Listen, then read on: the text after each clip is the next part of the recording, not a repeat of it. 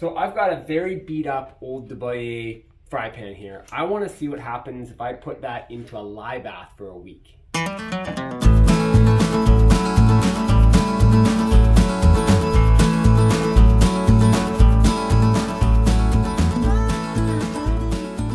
So people talk to me a lot about the state of their pans.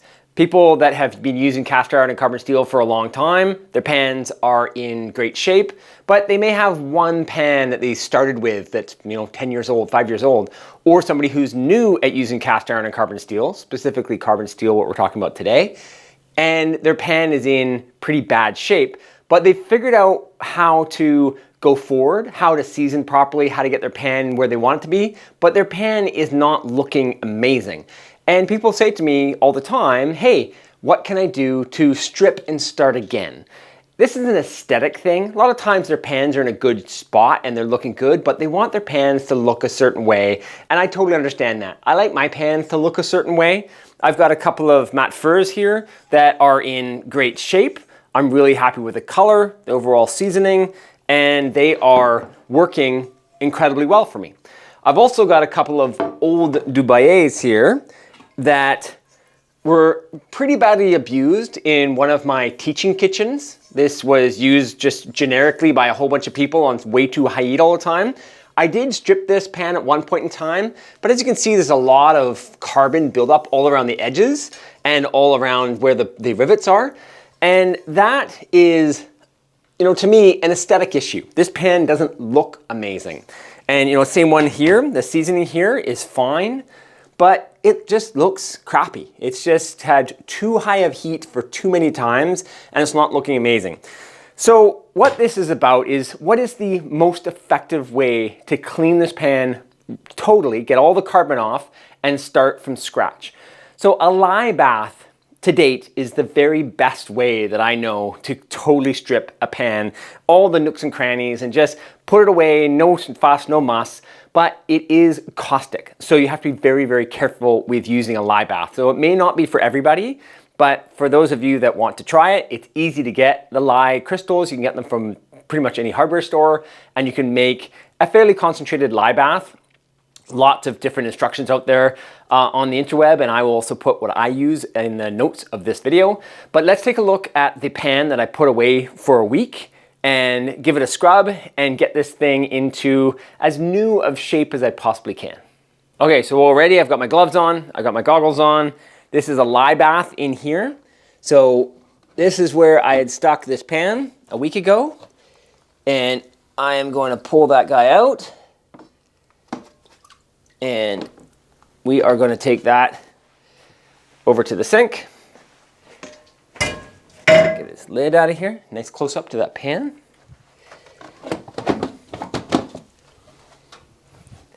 All right, now, as you can see, that's pretty darn stripped. All even around the handle here. And this has got some carbon still built on it, but I'm going to give this a scrubbing right now and see if I can get this guy pretty much right clean.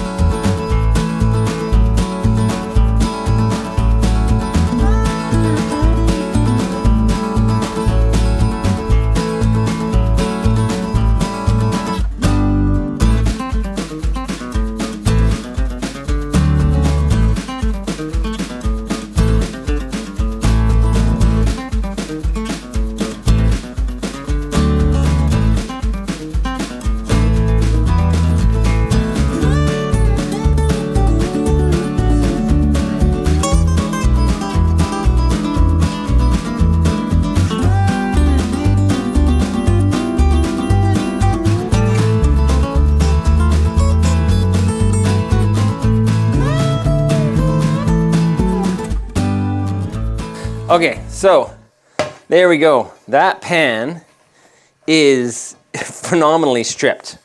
Like absolutely fantastic how well stripped that pan is. So I am very, very happy with that. That is smooth, smooth, smooth. Pan's in looking great shape. This handle has seen better days. It could do with a bit of work and cleaning and seasoning. A little close up on that handle. This is what a flame over time, a lot of heavy flame has taken this off. Also broiling in the oven, that will happen to a Dubois Mineral B, but we're gonna make this pan like new. So what I'm gonna do right now is that I'm going to use the oven seasoning method for this guy, but I'm gonna warm it on the stovetop here, and then it's gonna go into a 425-degree oven for an hour, and that's gonna be one single coat, and then I'm gonna do another one, and probably do 3. But that has been done lots of times.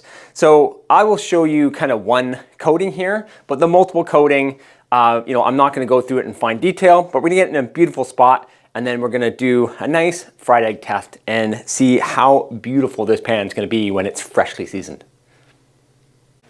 Okay, so the pan is preheated. I'm using Cook Culture seasoning paste. You can use any sort of, well, really you can use any fat that you really want, but a seed oil or a unsaturated fat works the best. But you want to get this on right away. What's going to happen? You can actually already see this. See that goldenness right in the middle there? That's the beginning of oxidation. So the exposed raw iron is going to start to rust right away. So we're getting a layer of the paste on, and paste is beeswax and 2 different types of seed oil. And so nice thin layer all around, all the nooks and crannies. All right. And that pan already looks fantastic, just being shiny like that. Okay, so that is nicely coated, and that is now going to go right into a preheated 425-degree oven. And it goes. And you don't have to invert this one. You can invert it.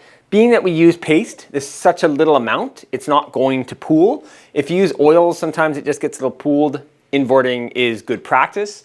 This will be totally fine like that. So it's in there for an hour at 425 degrees Fahrenheit, and we'll see it when it's done.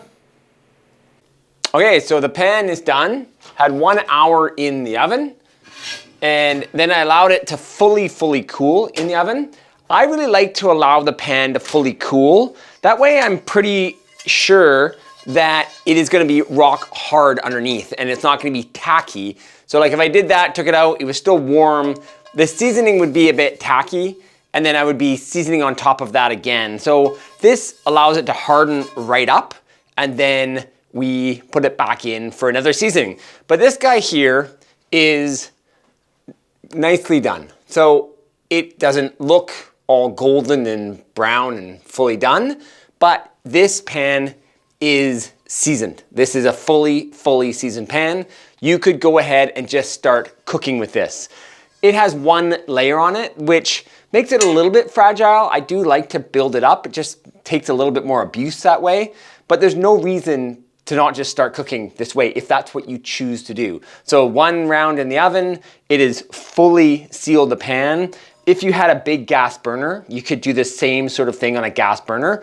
I have induction, I have a flat glass top stove top. It doesn't do the job perfectly all around. It'll leave everything kind of gummy. The pan will heat up, but it will leave it gummy around the top. The oven is absolutely brilliant for doing this. My absolute favorite way of doing it. So this now will go back into the oven for a couple of more rounds, just because that's what I like to do. But this pan would work just totally fine. If I was to fry an egg on this pan, if I'm gonna fry an egg after 2 more rounds, the results from my experience is gonna be exactly the same.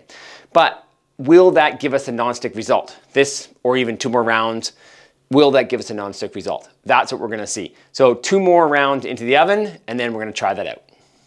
Okay, so there it is. Wonderfully seasoned. So nice, good, dark seasoning. This still, of course, is fresh, right? So I wouldn't want to do anything too harsh to this right away, like start searing in it right away. Still want it to kind of develop a dense seasoning, something that's going to really adhere to it. Just when you're new with the seasoning, please just go easy with it. Lots of people struggle with it when they season it and then they just go full bore and they're like, oh, it's all peeled off and I'm having problems. That's really, really common. So just baby steps into using it. what I suggest is to fry a bunch of onions, fry a bunch of veggies. Don't do something like potatoes or something that's so starchy. And use a decent amount of fat when you're first using a pan like this. You can cut down your fat as you build a really good seasoning to just what you want to use, but be a little generous when you're first starting with this guy. And so what we're going to do now is get on the hob, we're going to heat it up, and we're going to fry ourselves an egg. Okay, so here's the pan, preheated. We're going to do a little bit of grapeseed oil that I'm just going to wipe off the pan again. So just get it around. And we're also going to use some butter. As I was saying, we want to make sure we have quite a lot of fat in this pan, especially when it's new. Don't need to use quite as much when it's not new.